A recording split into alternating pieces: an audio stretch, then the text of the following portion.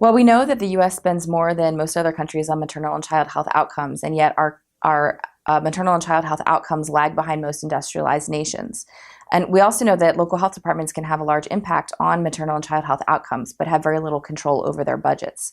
So the purpose of this project was to focus on communities that have better than expected maternal and child health outcomes, in order to understand what those communities are doing that is working, given the resources that they currently have. Well, we're adding two key things to the field of public health systems and services research. The first is that the quantitative methods that we use to identify high-performing communities can be replicated for use in other outcomes and other circumstances.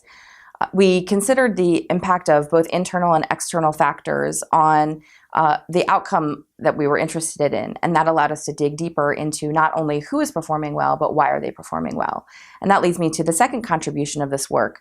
The mixed methods approach that we used not only allowed us to empirically identify those that were performing exceptionally well, but it also allowed us to ask questions about why they were performing well.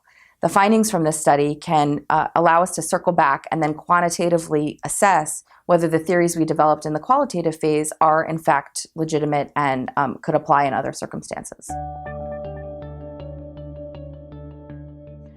So in terms of public health practice, the lessons that we learned in this study can be applied to other communities that exist under similar circumstances as those that we studied.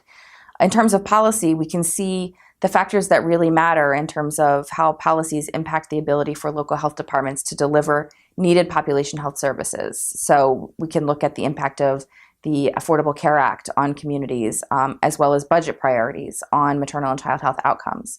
So in terms of research implications, the methods that we used here can be applied to other areas of interest, both within the public health system as well as other systems, including healthcare systems, even business systems and industrial engineering systems. We found a few key lessons from the exceptional communities that we interviewed. The first is that partnerships between local health departments and other community-based organizations make a huge difference. So for those communities that are struggling to achieve better maternal and child health outcomes, the findings that partnering with other agencies can be really useful and doesn't have to be resource intensive.